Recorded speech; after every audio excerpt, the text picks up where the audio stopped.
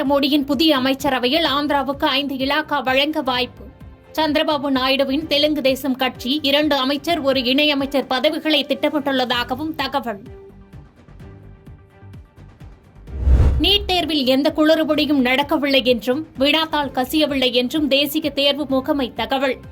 நேர பற்றாக்குறை விவகாரத்தில் உச்சநீதிமன்றம் வழங்கிய வழிகாட்டுதலின்படி கருணை மதிப்பெண் வழங்கப்பட்டுள்ளதாகவும் விளக்கம்.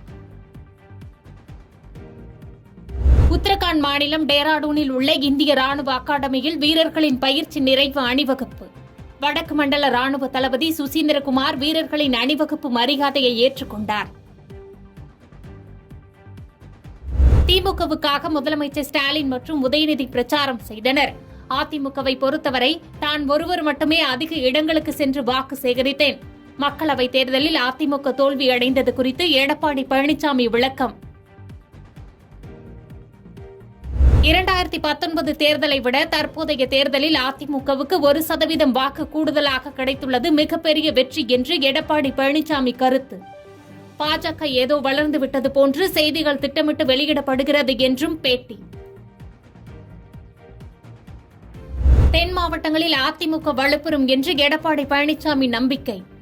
அதிமுகவின் வாக்குகள் மாறிவிட்டது என்று கூறுவது உண்மையல்ல, எங்கள் கட்சியின் வாக்கு எங்கும் செல்லவில்லை என்றும் விளக்கம். பிரதமர் மோடி தமிழ்நாட்டில் 8 முறை பிரச்சாரம் செய்தும் வெற்றி பெறவில்லை. சேலம் ஓமலூரில் செய்தியாளர்களை சந்தித்த எடப்பாடி பழனிசாமி பரபரப்பு கருத்து. கட்சி நலனை காக்கவும் மாநில நலனை காக்கவும் தான் தேசிய கட்சிகளோடு கூட்டணி இல்லை என்று முடிவெடுத்தோம். ஆட்சி அதிகாரம் வேண்டுமென்றால் தேசிய கட்சியுடன் நாங்கள் சேர்ந்து இருப்போம் என்று சேலம் ஓமலூரில் இபிஎஸ் பேட்டி. அதிமுகவில் அண்ணாமலை குழப்பத்தை ஏற்படுத்த முயற்சி என்று இபிஎஸ் குற்றச்சாட்டு.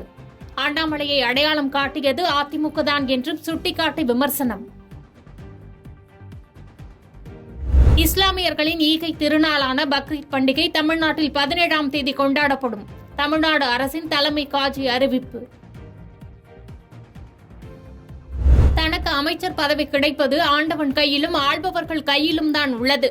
டெல்லி செல்வதற்கு முன்பு சென்னை விமான நிலையத்தில் தமிழிசை சவுந்தரராஜன் பேட்டி. தமிழகத்தில் பள்ளிகள் திறக்கப்படும் ஜூன் 10ஆம் தேதி அன்றே சுமார் 71 லட்சம் புத்தகங்கள் வழங்க நடவடிக்கை. சுமார் 61 லட்சம் நோட்டுகளை வழங்குவதற்கும் பள்ளிக் கல்வித்துறை ஏற்பாடு. சென்னை பனையூரில் வரும் 18ஆம் தேதி பொதுச் செயலாளர் புசி ஆனந்த் தலைமையில் தமிழக வெற்றிக் கழக நிர்வாகிகள் ஆலோசனை. விஜய் பிறந்த நாளில் செய்ய வேண்டிய நலத்திட்ட உதவிகள் 2026 சட்டப்பேரவை தேர்தலுக்கு தயாராகும் வகையில் புதிய நிர்வாகிகள் குறித்து ஆலோசனை என தகவல். பாதகம் செய்பவரை கண்டால் நாம் பயங்கொள்ளலாகாது பாப்பா. மோதி மிதித்து விடு பாப்பா, அவர் முகத்தில் உமிழ்ந்து விடு பாப்பா.